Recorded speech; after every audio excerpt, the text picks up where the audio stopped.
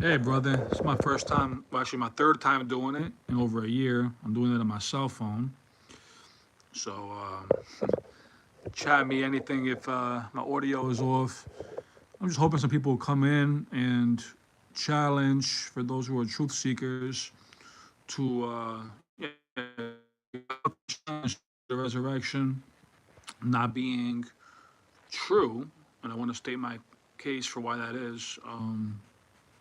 Yeah, I don't know if it's nobody's hopping in. Thank you, sir. Thank you, sir. Um, yeah, I don't know. They said normally take a while. Last time I got like 70 people who hopped on, like about a year ago. So far, I've been on this for a minute and 30 seconds, and you're the only one, Doki. um, yeah, so don't know if that's typical, especially for smaller channels, or it's just a bad time of the day. I guess in the meantime, let me figure out what I got to do. How do I respond on text? Plus sign. Start a poll. Da-da-da.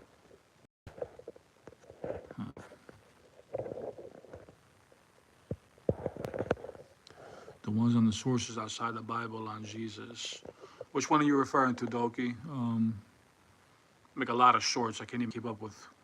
I don't really have any thought into it. Sometimes they just pop in my head and I make a short. The video on sources outside the Bible. Yeah, I can't even think of which one that is, to be honest.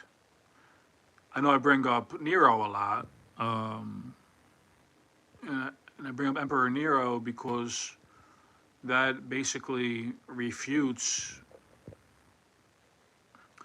Yeah, that's Nero refutes the idea that the Roman Empire came and retrospectively inserted this chain reaction of Jesus Christ, and Nero, he does a great job for us, even though he persecuted a lot of people, to show us that this is no way this is retrospectively fabricated.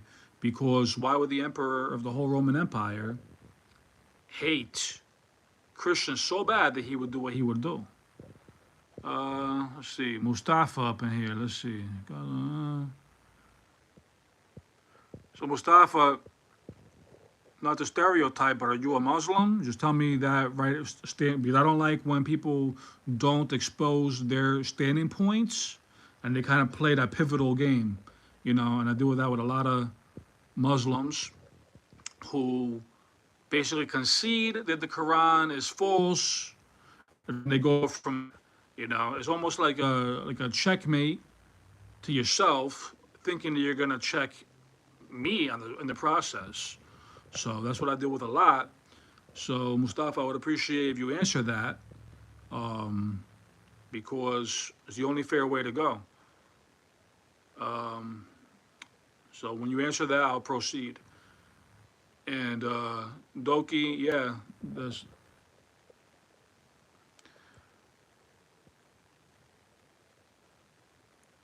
How can Jesus, who experienced the human need, be considered fully God? He's considered fully God and fully man. So I don't understand what the problem is, Mustafa.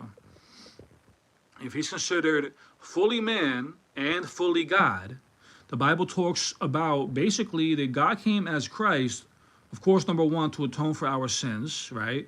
And number two, also, that he may experience all our temptations. He didn't give in to any temptation, but part of the compilation of reasons that he came down as fully man was to experience everything we go through. So you can't say that we have an impersonal God. Can man be man? I mean, I don't understand what that kind of question is. Can man be man? Yeah, so God being God who could do whatever he wants, okay?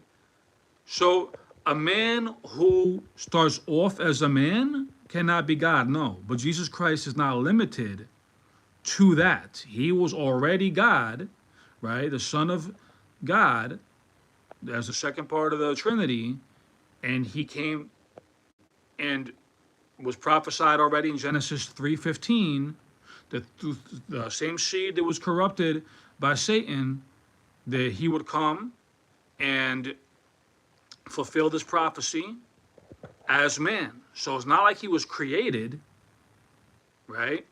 You understand that? If you understand that, let me know. If you have any further proof, and please focus also. This is about the resurrection. Exactly, Tony. It says exactly what I'm saying. Where in the Bible does it say that he is God or born God or son of God? It says it in many places. It says, before Abraham was, I am. So right there, how would, and Muslims always twist that as to what that means, but he gave the title to be God. Some say that, oh, it really means I am that I am. It doesn't matter. He's still saying that he is God. That's a title that God gave. So he uses that. And then you have to insert a before Abraham. What does that mean? Right? Before Abraham, he already existed. So it's pretty obvious that he's giving the title to be God and also stating that he always existed. At the very least, it's before Abraham. So who could live thousands of years, right, and still be God? Yes. God could do what he wants, obviously within reason. They're going to give the whole, can you get a square peg into a round hole or vice versa? I mean, this is not even that. And also, again, what Jews and Muslims do not like is Genesis 3:15. The Jewish guy doesn't know what to do with that verse, because what does that mean? The moment the man fell from sin, the redemption clause was already instated right there. So the Jew and the Muslim have no answer to what Genesis 3:15 is. What do you think about that, Mustafa? I'm answering you with Abraham, before Abraham was, I am. And I'm hitting you with a Genesis 3:15. I mean, what else do you want to know?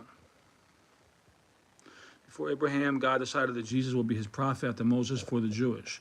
So that's pretty circular. How does that answer what I said? When he says the title of God, before Abraham was, I am.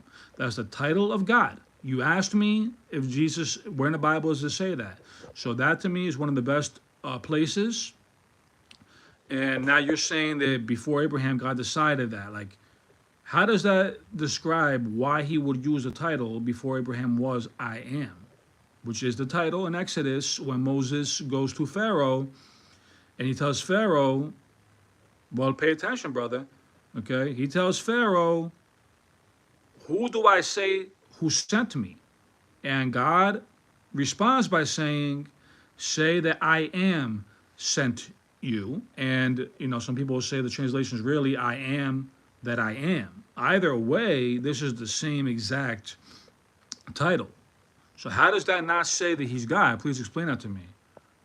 And right after that, the Jews picked up the stones to try to kill him because it was obviously, in their eyes, blasphemy. Does that make sense?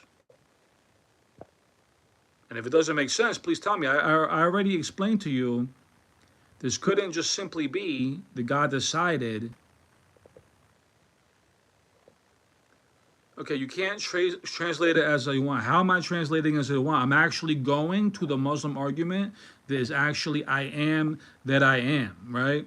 So even within that, it's still a title that God gave himself, and Christ is using it, and the Jews wanted to stone him right after. Okay, and who did write the Bible? So the Holy Spirit inspired man, and it was consisting of over 40 authors. And that's very, that's pretty much across the board what every Christian scholar agrees with. And even the Jewish scholars for the Old Testament. So I don't understand what your issue is with that. Yeah, so I feel like I'm answering your questions. You're not really exchanging in good faith to reciprocate what I am answering with. And remember, the topic was the resurrection, and in good faith, I'm entertaining what you're saying. Didn't the blind say in Jesus, I am, or is it different? I don't think that that's the same. If you could pull up the whole verse, that would be better. I'm on my cell phone. I can't look it up at the same time right now. Um, yeah, Athenian thinker. Oh yeah, I remember you, brother. What's up? Yeah. So remember, the topic is the resurrection. I'm happy to exchange right here. Um, but yeah, about the Abraham, it was I am. So I still don't understand how Muslims don't follow that this is a title that God used. He used it. Why did the Jews pick up? Who wrote the Bible and when? So unlike the Quran, this is not in one shot, so to speak, even though I know it's not exactly how they say the Quran was done, but this is over 1,500 years because the Bible, what does the Bible mean? It means book, right? So this is a book of books.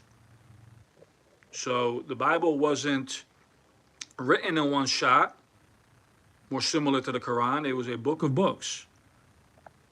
So you have the book of Genesis, you have Deuteronomy, you have the Hosea. I mean, all this is not in the same timeline.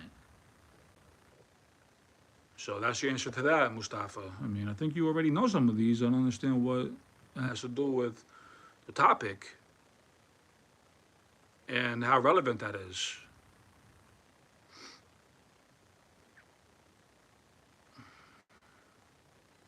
And, well, until you get back to some of the things I brought up, yeah, Jesus confirmed a lot of the books. Jesus confirmed a lot of the books, and what's ironic about the Quran is it also confirms that Allah sent a lot of these books. So it's usable when Muslims want. If you notice, they quote the Bible, and then when there's a book of John, oh, it's the book of John. So they pick and choose a lot. Some said this is he, others said he is like him, but he said I am he. They'll need a wider context on that, but I am he, I think, refers to who he's referring to. The word, when they say who sent you in Exodus, said I am, or I am that I am. And so when you read in particular, when they said, how could, he said, you're not even 50 years old, and you know Abraham. So he responds by saying, before Abraham was, I am. So the before Abraham was, in context with the I am, you're conjoining two major statements. That's the difference there. The Bible I'm reading now, I mean, I read different versions to stay sharper. So the Bible I'm reading now, it depends. Is it coming from the Septuagint? So you have all these different breakdowns, and I would argue that the essentials are always the same. Okay, so whatever, even if we can see as Christians, there's some minor portions that have been altered, whatever. What we do see is the essentials of the Christian doctrines are the same across the board.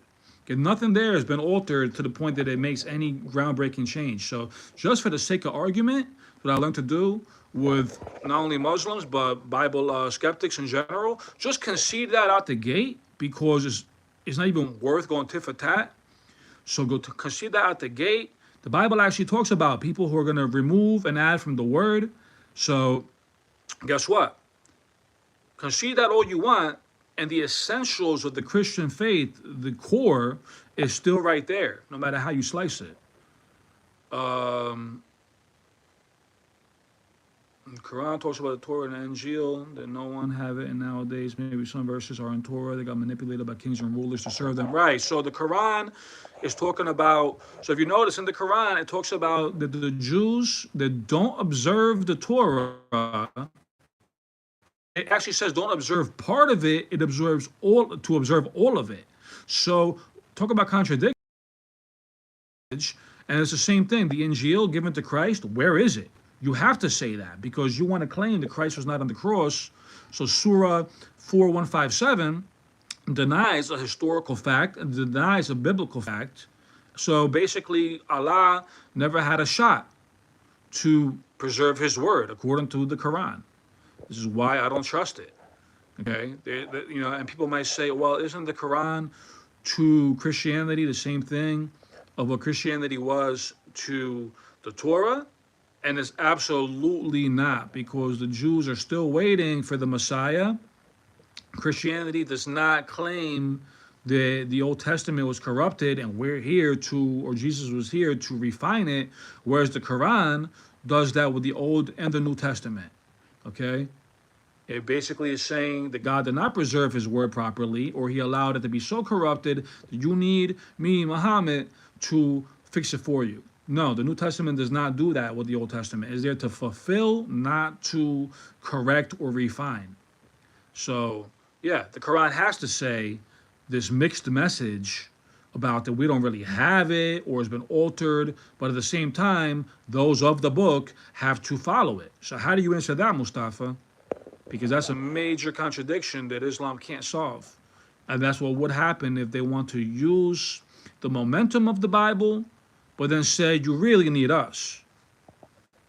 They want, just like the name of Christ, they want to use Isa, which is Christ in the Quran, but you need us to tell you who Isa was. He wasn't on the cross. He didn't die for your sins. He's not God, the whole 9 yards.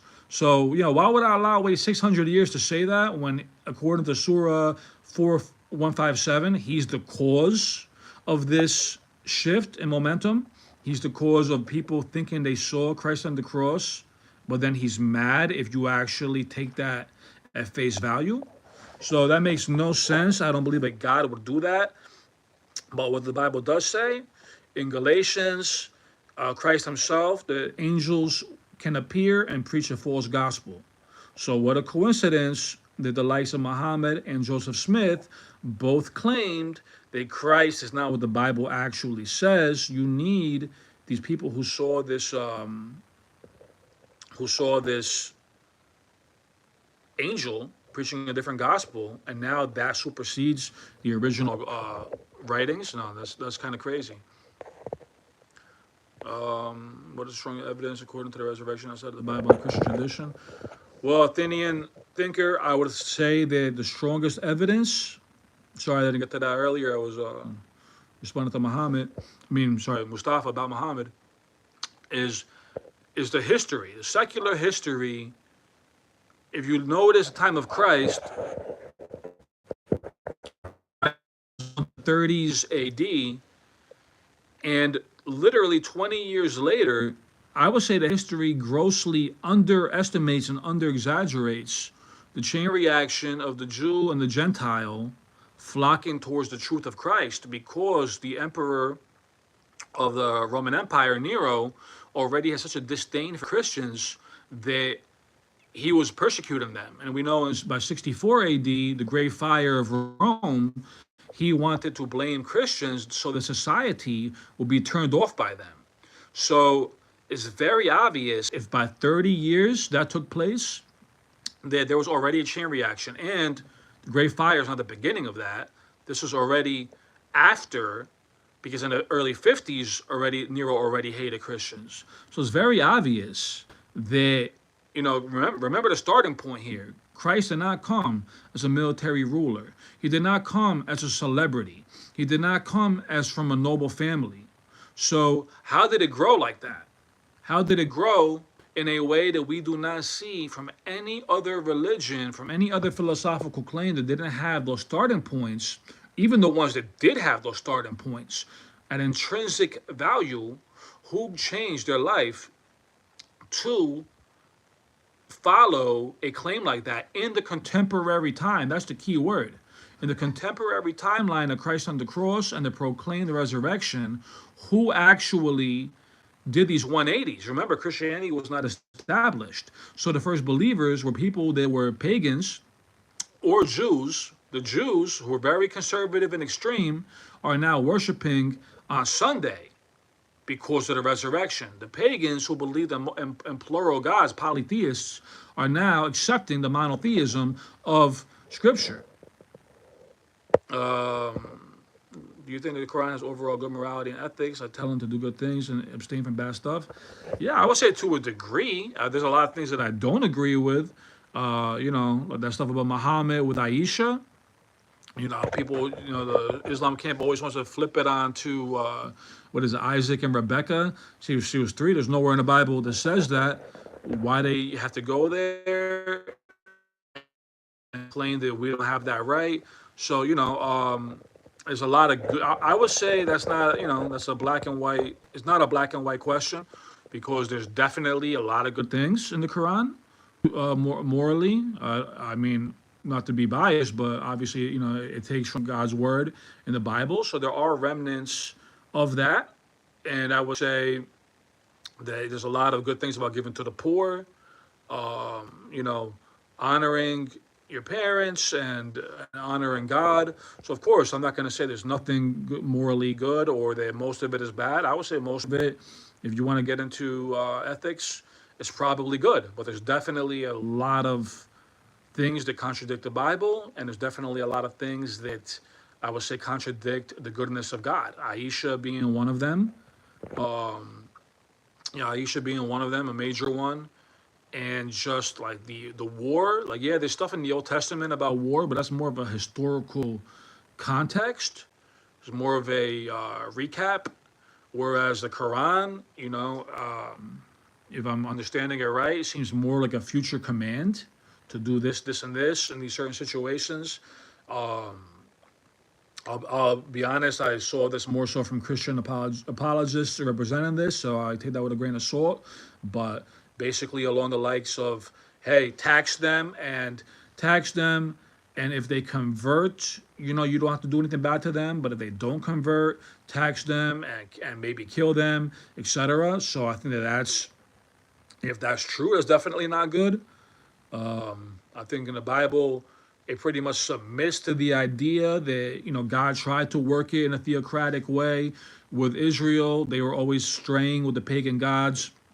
So this is kind of why he fell off until his return on purpose, because he let us know he was here with us. We still blasphemed him. We still committed idolatry with the Babylonian gods just to kind of fit in, And so I think that basically Christ, when he said given to Caesar's what is Caesar's, let us know that if he wanted to, he could send his angels like that and take over, right? But that's not what he's about. He's winning in the spiritual kingdom by defeating death itself. That's why I changed my name for the moment. I changed it sometimes, but he killed death. That's how Christ defeated all this stuff. Everything else in this world is just worldly kingdoms that are nothing. They might appear like that to our flesh. They might appear intimidating, and they feel intimidating. They are intimidating, but you zoom out and they're nothing. Like Christ could wipe it out in 2 seconds if he wanted.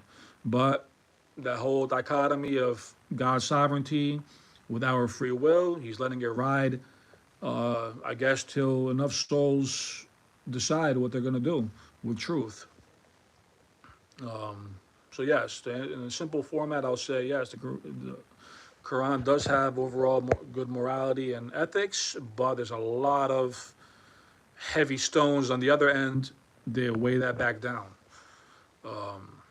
Especially if we're going to start off with the narrative that the Bible is God's word, the Quran follows it, and it majorly contradicts it. So on the other hand, I can say morally it's very bad because it lies about the truth of Christ.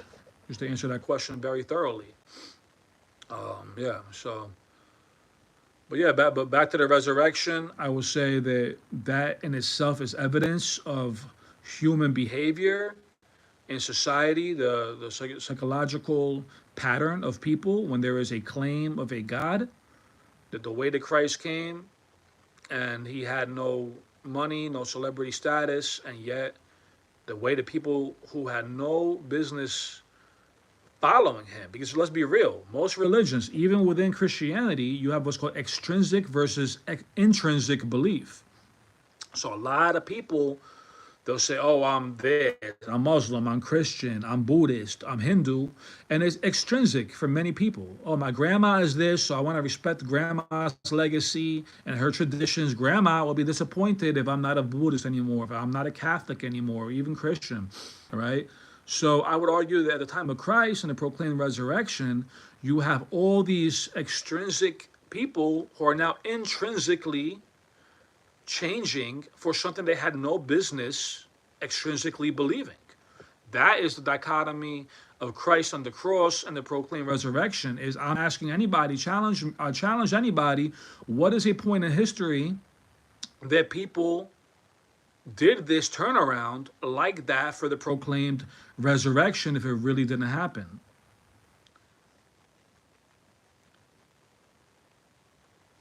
Well, the Bible talks about there was hundreds of people who Christ appeared to, right? So, and I would say that many people saw the cross.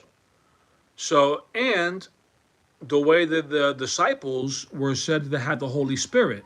So there's definitely a lot of people who saw the chain reaction, and if it's simple word of mouth without an actuality, I would say that's right. They so many sense. That's why they call it Greco-Roman, because they might as well combine it. They kind of had the same territories, and the Roman god basically a gods. Why couldn't they fulfill or self-fulfill, as people say, the prophecies of Christ and the miracles and all that, if all it takes is word of mouth, right? So I would argue that that's why there were so many pagans who converted, because they're like, wow, how come our gods couldn't do this? We have all the military presence. We have all the, we have all the thumbtacks across the map. Why couldn't we do what Jesus did? This is what got people there, because there actually was talks of the miracles with actual evidence behind them. And I think, I think it's one of those things where it's like people saw, wow, my mom or my grandma or my brother, who didn't even believe in our Greek or Roman gods, saw this about Jesus Christ and are given life for Jesus Christ in real time, not based on some rumor from hundreds of years ago. You know what I mean? This is what's happening now. And I think this happened in so many different shapes and sizes that it goes right back to the point that I'm making. People themselves were like, wow, because imagine in the Greco-Roman Empire, you have, they were in a, how do you call it? In a trade route, right? All these trade routes in Israel and elsewhere in the Roman Empire. So a lot of stories could be exchanged, a lot of different gods could be exchanged, and none of them have this. These are all just these fake gods, and none of them birthed this chain reaction. So I would say that is the strongest evidence for that. If this is just word of mouth, if this is just, and remember, the Christianity at this point, a lot of people misconstrue the Catholic Church because they're like, oh, well, Rome did this. Rome was the one killing the Christians. You know what I mean? Rome was the one scaring people. And people are like, oh, well, there was no statewide persecution. Yeah, but let's remember, the part of Rome and their appeal was that they kind of let you live free. Just make your sacrifices, to the emperor or the Roman gods. And besides that, you can kind of have your own religion. So if it was, even though some people didn't like Christians, or the thought of there being an absolute truth, if they made it a empire-wide proclamation that it's illegal to be a Christian, which later on they did anyway, it would have been a major turnoff, right? So they had to do what I would call persecution state empire-wide, but not with the actual label of some kind of law. That's a big difference. So there's still that spirit in the air that I'm going to be persecuted if I'm a Christian, if I become a Christian. So people say, oh, why didn't non-Christian historians write this down? Because either A, they were becoming Christians and got persecuted, or B, they knew that by being a source, they would actually be ostracized and penalized physically, emotionally, through society, and actually put in jail or killed. I mean, what do we see?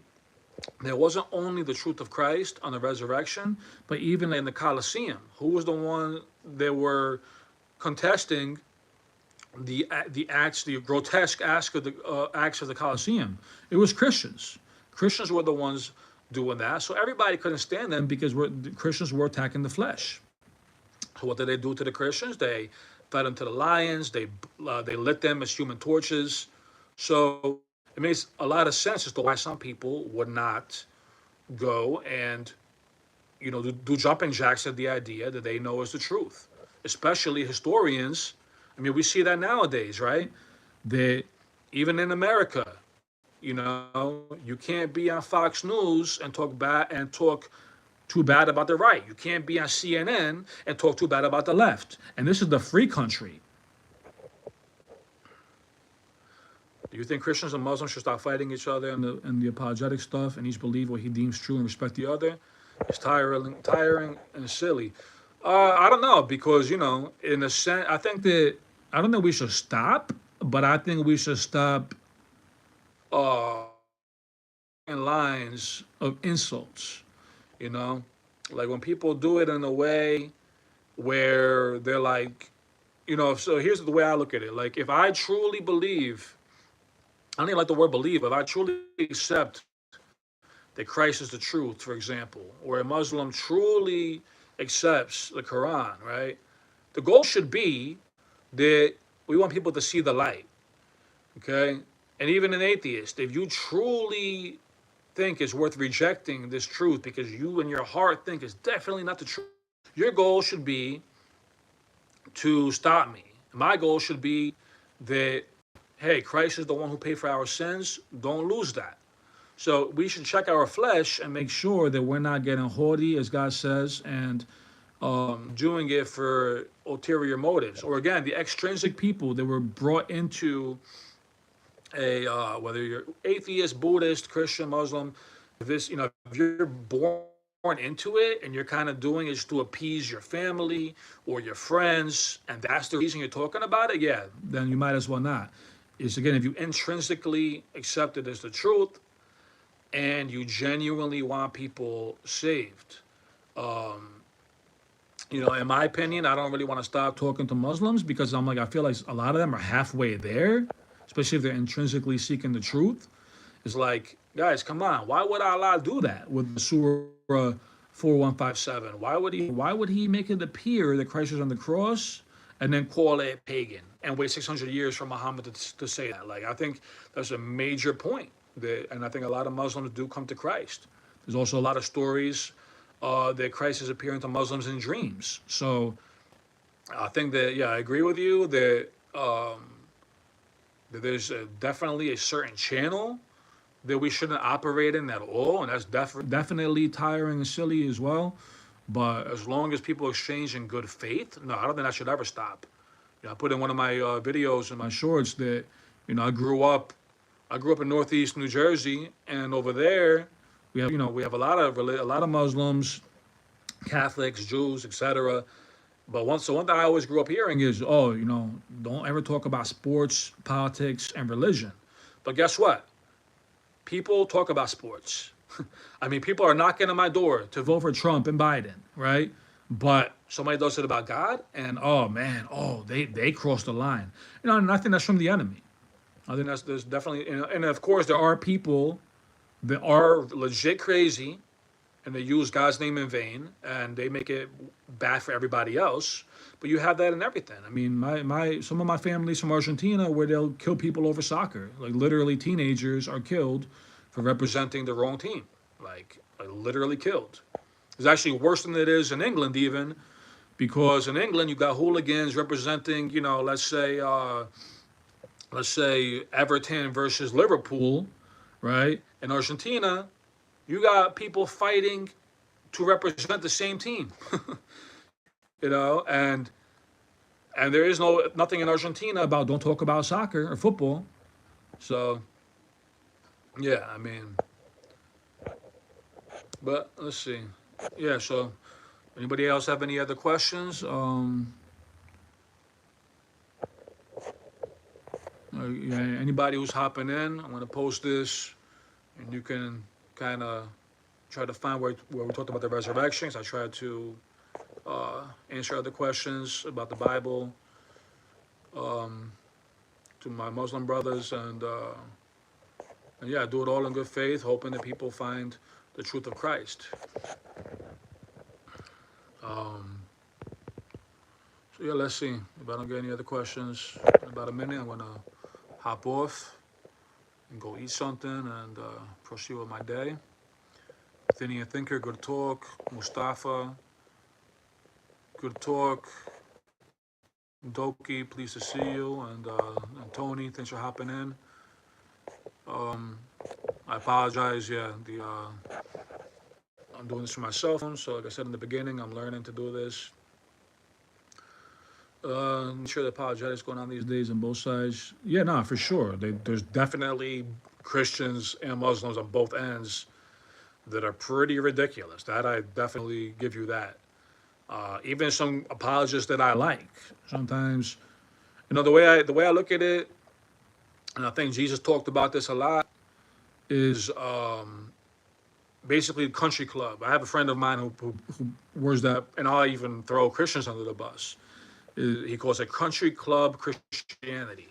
And that is just so ridiculous. Like, are they really Christian? Is it an extrinsic thing I was talking about where they're born into it? You're going to have that snobby effect of, yep, I'm the one who sits in the front row. And, the book of James, it talks about that, that if you treat the people in the front row better than those in the back, and the one who's finely dressed better than those that are poorly dressed, if that's a spirit of, that you have when you go into church, or even, let's say for the mosque, yeah, no, that's definitely wrong. And some people even on YouTube and apologists, there's one thing is to be bold. I mean, I could argue if you're raw and bold to expose the truth, I say that's one thing. And even then, try to talk to yourself, make sure you're doing it in love. But, like for an example, I like some points brought up by Inspiring Philosophy and by David Wood. But there's definitely times where they cross the line. You know what I mean? They go for this like immature back and forth. So I say, yeah, I'll be honest. There's definitely a point that I don't appreciate how Christians do it. It's like, if you really believe this to be the truth, then yeah. Did you ever have a good term, lasting relationship with a Muslim friend or someone? Yeah, yeah. So like I said, I grew up in Northeast New Jersey. I don't know if you ever heard of Patterson, New Jersey. And my town used to be called East Patterson. They changed it to Elmwood Park. They kept the initials because Patterson's really bad. So yeah. So anyway, that area has a lot of Muslims. And so, yeah, some of my best friends were Muslims. One was Egyptian and the other Pakistani. The Egyptian, nothing to do with religion. He just got super rich. His dad made this invention, and they moved to a nicer town, so we didn't really stay in touch. But the Pakistani I still talk to. His name is Ali. I still talk to him. We talk about truth sometimes. We can't talk about it every time because then it'll get heated. But yeah, Ali was my best friend for many years. We're not as close as we used to, but as we used to be. But yeah, I still talk to Ali. So yeah, I had multiple Muslim good friends. I would say Ra'ed was the Egyptian, and Ali was the other. But I also grew up in an area where we have a lot of Muslims. There's a major mosque in Patterson. For those who don't know that area, it's 10 miles from the Washington Bridge. So obviously New York City. I used to work in New York City, and so yeah, of course, a lot of Muslims there as well. So yeah, I actually get very much along with Muslims, especially when it's like doing business, because we kind of had that same hustle. My parents are both immigrants, so I kind of had that vibe with them. I kind of know how to mess around with them in a funny way, and they reciprocate. So yeah, I mean, my mechanic I go to, I live in Pennsylvania now. My mechanic is he's Egyptian as well, and I have a great time when I go there, and I have to sit around for 3 hours to do something with my car. So yeah, I definitely have no animosity personality-wise against them, but it's just that if it comes up, I want to preach the gospel, and like I said, a lot of them I feel are halfway there if they even believe the Quran halfway intrinsically. I feel like that's worth bringing up, but I understand that there's again with the worldview that the gospel of Christ is true in the Bible. I understand it's not easy because for a lot of Muslims, they'll be disowned by their family. Ali told me that personally, he's kind of in between. He's not really a Muslim, but he's, his family for sure is. Sometimes he'll act like he's a Muslim. He does Ramadan, he fasts, but then he'll kind of say, "Nah, man, I don't believe in any of that, bro. It's all me by man."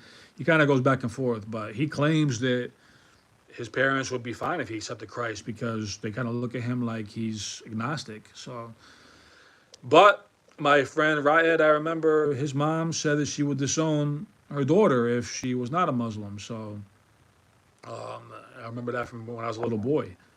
So, and I wasn't even thinking about this stuff. So, yeah, I definitely had good, lasting relationships with Muslims. To give a deep answer on that, and yeah, and I still do. My mechanic, he's the owner of the shop. We never talked too much about God. We kind of did it in a zoomed out kind of way. He says that he gives me good prices because I'm a good man. And that right there, I felt like, I'm not really good. What is good? We can get into all that. But yeah, I think I'll go. I'm gonna keep going to him because he's a very honest guy. So I'll give him. I'll give you that right there. I would argue that through his understanding of the Quran, he is a way more honest mechanic than the majority of American mechanics I would deal with. So I'll definitely throw that in there just to be an honest guy. Um, Yep, I gotta go pick up my daughter soon. So yeah, it doesn't seem like I'm getting any more questions. Sam Shamoon. Yeah, Sam Shamoon is actually a very good example. I think he's really sharp. I don't agree with. I think he has a blind side when it comes to the Catholic stuff. I he's very much a Catholic.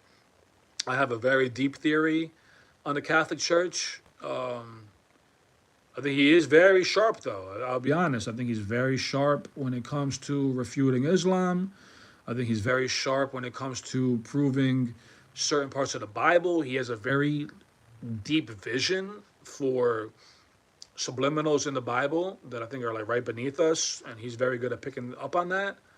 But yeah, he has some major issues personality-wise. I think sometimes it might start from a good place. I've seen him operate in genuine ways where it's like, yo, he wants the world to find the gospel. But yeah, he definitely gets very prideful. He definitely gets very prideful. I think because he is very knowledgeable, it probably intimidates a lot of Christians to call him out and to check him on that. But then you have situations. I think he went on George Janko. I don't know too much about that stuff, but all I see like little trailers on YouTube here and there, and he's what really happened with me and George won't post it. Yeah, that's what I said. It gets into the country club Christianity. I think they're all part of it. I think it's what happens when you have a big enough following. I can easily say, "Oh, I don't do that," but then again, I never had a following like that. But I really don't want money. I don't really want fame. So I can also argue back that I'm not tacky like that. I'm not flashy like that. I'm not editing my videos in a way to capture people based on my tackiness or my good editing, you know. So yeah, my thoughts on on Sam Shamoon. He, yeah, it's a little bit of a sham sometimes. He has great knowledge, but he goes into all that extra worldly stuff. And no, I don't, I would actually tell him that. I'm like, brother, just you got a lot of good meat. Just trim the fat. We don't need the extra drama. Yeah. Yeah, good talk, brother. Good talk, and appreciate you. And thanks for your honest exchange. And yeah, my daughter's actually with my mom right now at the library, so that's why I figured it's a good time to do the live. And yeah, so I'm not too used to doing these lives. Like I said, it's on my cell phone. So I up my game a little bit. Like I said, I don't want to get flashy like these other content creators, but I got to up my game a little bit. If I got to invest in a laptop or a computer or something, and even then I'd be starting on square one. But yeah, so I'm going to post this live for anybody who's hopping in. We talked about a lot of different things. We talked about differences between the Quran and the Bible. That's how I kind of started off. Then probably midway, I answered about the proof of the resurrection, why I believe that you have to, if you do a process of elimination And people want to use any excuse they have as to why the resurrection took off. Apply that to every other religion, and it doesn't work. Apply that to any contemporary, keyword contemporary. For those who don't know what that means, it means when we look at history, what was going on in real time at the claims of what was happening in history. So the contemporary time of Christ, of the proclaimed resurrection and crucifixion, what happened with those who were living at that time. So whatever excuses people give for the crucifixion and resurrection, why don't we see anything like that elsewhere in history that had nothing to do with military presence or noble families and celebrity status? Christianity actually was the complete opposite of that. No military status, no celebrity status, no noble family. Okay, so that's my argument, is that the chain reacted the way it did because it's true.